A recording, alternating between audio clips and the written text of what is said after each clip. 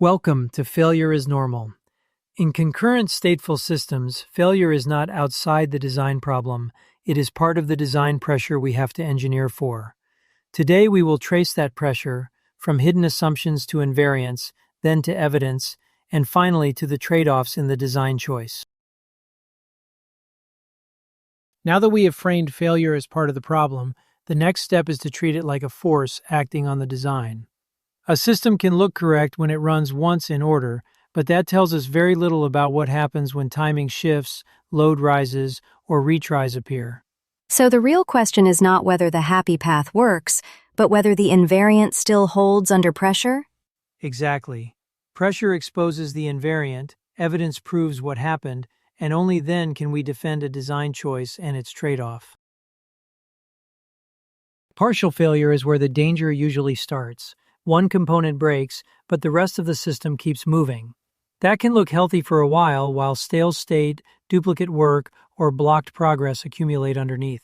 Why is that worse than a total outage? Because total outage is obvious. Partial failure is subtle, so the boundary, the state transition, and the blast radius have to be made visible if we want to trust the system. That failure mode sets up fail fast. Once the state is no longer trustworthy, the design should stop unsafe work instead of letting corruption spread. Isn't stopping early just being conservative? It is conservative in service of the invariant. The point is not drama. The point is to detect the error early, preserve evidence, and prevent more damage. Fail fast is not the only response. Sometimes the better move is graceful degradation. Keep the core workflow alive, but reduce the feature set when a non-essential component fails. So when do we stop and when do we degrade? That depends on the invariant you are protecting. Stopping protects correctness most aggressively. Degrading protects continued operation, but with an explicit trade-off in capability. Now the AI angle becomes important. An AI-generated design is a hypothesis, not proof. It can be confident while still assuming the wrong ordering, state, or retry behavior. So I should treat the generated design like a draft that still has to survive stress. Yes, stress test it, reproduce the failure, and then repair it or reject it. Validation is what turns a draft into something you can defend. The podcast case makes the pressure concrete. If transcription is unavailable, the rest of the workflow should not collapse. Cleanup can continue, and preview can still be allowed. So the system is not trying to hide the failure, just contain it? Exactly. The design should record the failure clearly, narrow the blast radius, and leave operators with enough evidence to explain what happened. Before we talk about the failure path, keep the normal interaction in mind. Requests flow through the gateway, workers do the state transitions, and logs plus metrics capture the result. Why put so much emphasis on logs and metrics if the code is correct? Because correctness under concurrency is also an observability problem. If the evidence is weak, the system can appear healthy while hiding a failure. Now that the baseline is clear, the state model shows what pressure does. Healthy becomes saturated becomes degraded, and then the system recovers or stabilizes if the controls work. What invariant are we actually protecting through those transitions?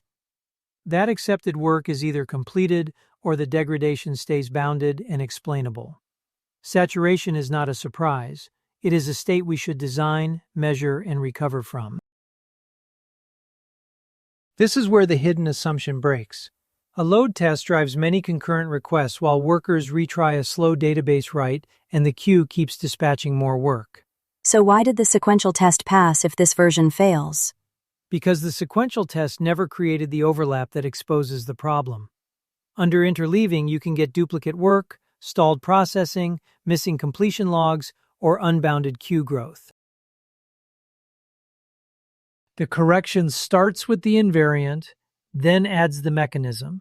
Protect the property directly with a guard, then use back pressure, retry control, or related recovery logic to keep failure bounded. Isn't adding coordination always the safest fix? Not always. Coordination can protect correctness, but it can also add weighting or bottlenecks. The point is to choose the least harmful mechanism that still preserves the invariant. A defensible correction needs evidence, not just intent. Show the baseline run, preserve the failure run, then compare it with the corrected run and explain the residual risk. What evidence would be strong enough for review? Structured logs, latency metrics, queue depth, retry counts, and a repeatable stress run. In the integrity packet, the claim is only as strong as the measurements behind it.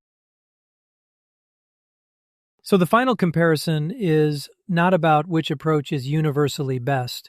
It is about which one best defends the invariant you named. How should I choose among the options?